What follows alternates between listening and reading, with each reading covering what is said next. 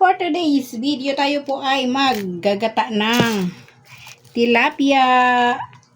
At ito po ay ating munang ipapaksiw para hindi malansa. Ayan, lagyan na natin ng bawang sibuyas. May asin na po yan at betchin. Lagyan natin ng kaunting suka. Pang-alis ng lansa. Ayan. Tapos, lalagyan natin ng paminta. Ayan. Tapos, lalagyan natin ng kaunting tubig. Para lulutuin muna natin yan sa may suka. Papaigahin natin yan bago natin lagyan ng gata. Ayan, dagdagan natin ng suka. Para walang lansa.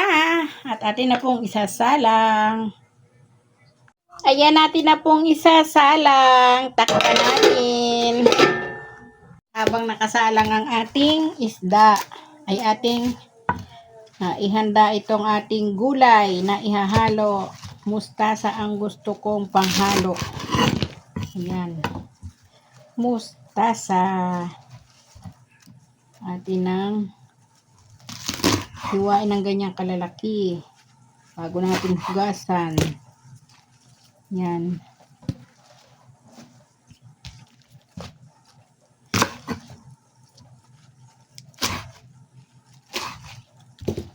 Ayan ang ating mustasa. Tayo po ay nagpapaksiw ng isda. Ibabad muna natin sa baking soda ang ating mustasa para sa tubig na may baking soda para kung may insecticide na in-spray dyan ay matanggal. Ibabad po muna natin yan para safe. Mamaya natin hugasan. Yan. Hugasan ko na yan ng 2 beses tapos ibabad. Yan po ang sikreto para maging safe ang inyong gulay sa mga insecticide na pinapang-spray ng mga farmers. Yan, ibabad lang po natin yan habang tayo nagpapaksiw ng isda. Mamaya natin huhugasan pag malapit nang ilagay. Ayan na, kumukulo ng ating tilapia. Ating paiiga-igahin muna. Ay, nadurog. Huwag na natin baligtarin kaya. Ito ko kasi baligtarin para sure na maano sa suka ang doon. Maano sa suka ang baligtarin natin yung ulo lang. Kahit yung ulo lang. Ayan. Pag yan na iga-iga, tapos lalagyan natin ng gata para masarap. Ayan, paiga na. Kaya lalagyan na natin ng ricados. Ricados. Oh, dahil marami tayong sibuyas na puti. Ayan. Dagdagan natin ang sibuyas. Lagyan natin ng gata. Ahem, ang sarap-sarap.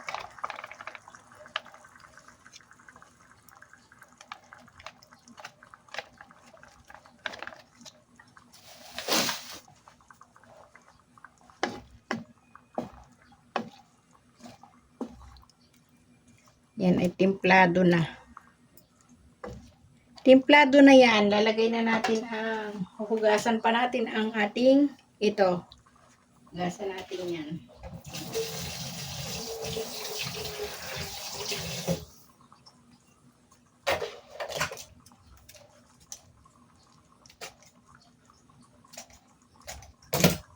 Lagay natin yung sili.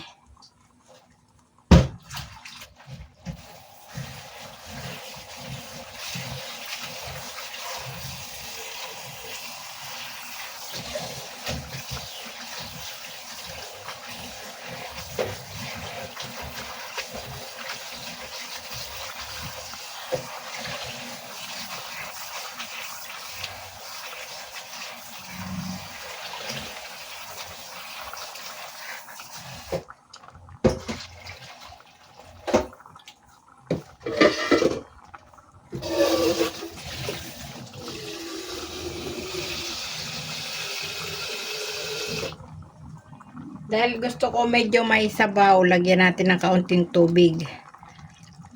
Yan. Lalapot pa rin naman yan. Kahit na nilagyan ng kaunting tubig.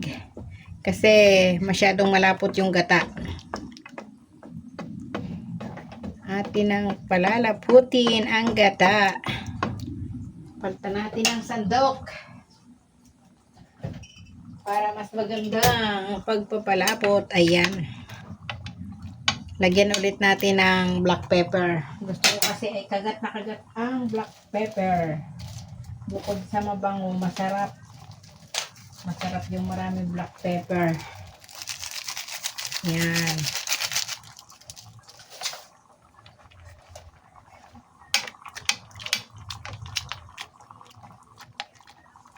Pag kumulo na yung titikman na natin kung tama na yung kanyang asin. Ganyan ang sikreto para lumapot ang gata. Dapat ay habang kumukulo ay ginaganong-ganon, hinahalo-halo ng kaunti.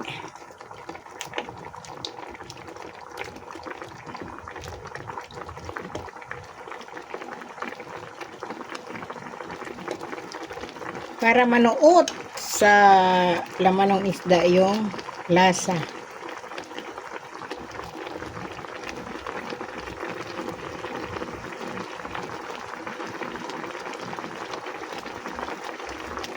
Ang sarap-sarap niyan.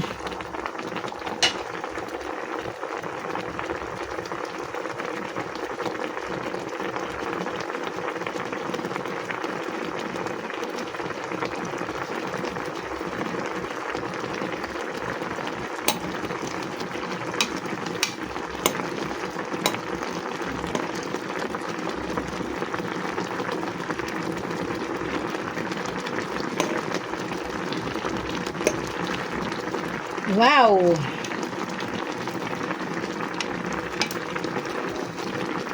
Mapaparami na naman ang kain.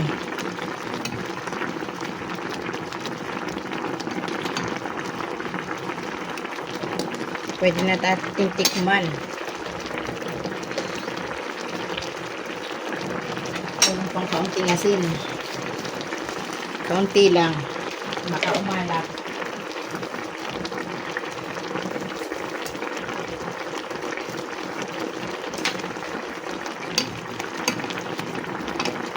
Lagay na natin ang ating gulay.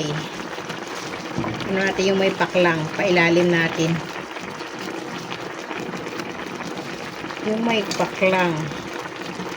Pailalim natin para kinakain ko nga itong kilaw kinilaw na mustasa. Sarap to. Pagkakita ko ng mustasa, naisip kong gataan ang tilapia. Sa halip na ito lang. Sarap kasi ang may sabaw-sabaw na kaunti. Kaysa prito, igang-iga. Kailangan mo pang maggulay ng bukod. May ito, pag ganitong ginataan na, hindi na kailangang doble-doble ang ulam. Kailangan natin magtipid ngayon kasi ang mamahal na ng bilihin, lalo na ang gas at bigas. Susmiyo di garapon. Pag hindi tayo nagtipid, kukulangin ang ating budget sa araw-araw. Kaya kailangan na yung matipid na ulam lang ang ating lutuin. Hindi kailangan maggarbo-garbo, magdalwa-dalwa ng klase ng ulam. Kasi kailangan natin magtipid para magkasya ang budget.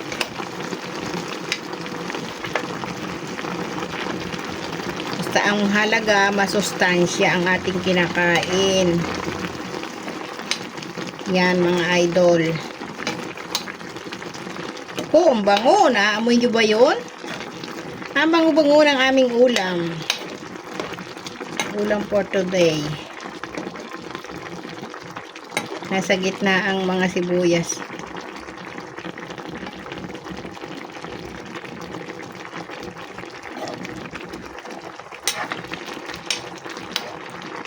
Sarap!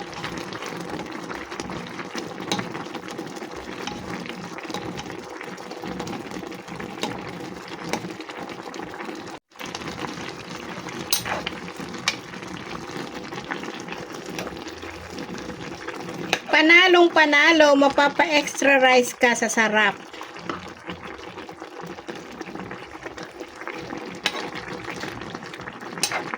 Nasubukan nyo na bang magluto ng ganito?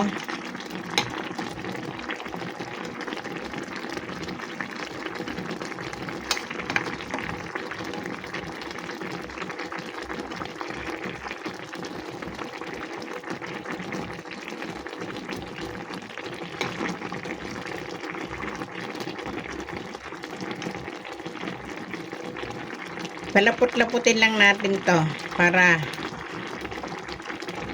lalong masarap.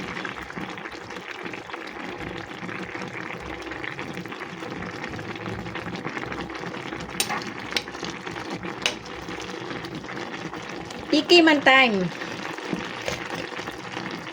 Panalo talaga. Panalo talaga. Kaunting asin pa. Sarap naman. Namimiss ko talaga sa probinsya. Pag mga ganitong luto. Lutong probinsya. Lutong probinsya ang ganitong luto. Subukan nyo to. Napakasarap.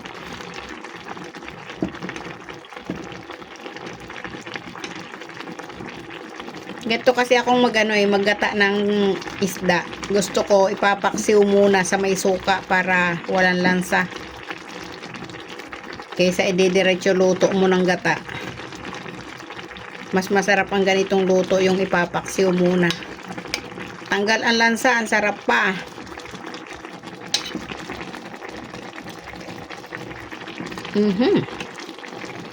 Makakatabig ka ng kapitbahay sa sobrang sarap ng ulam.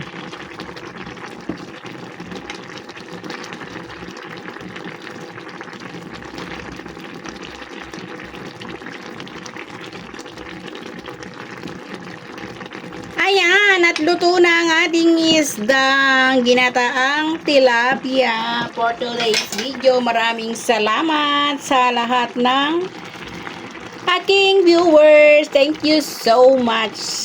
Bye-bye.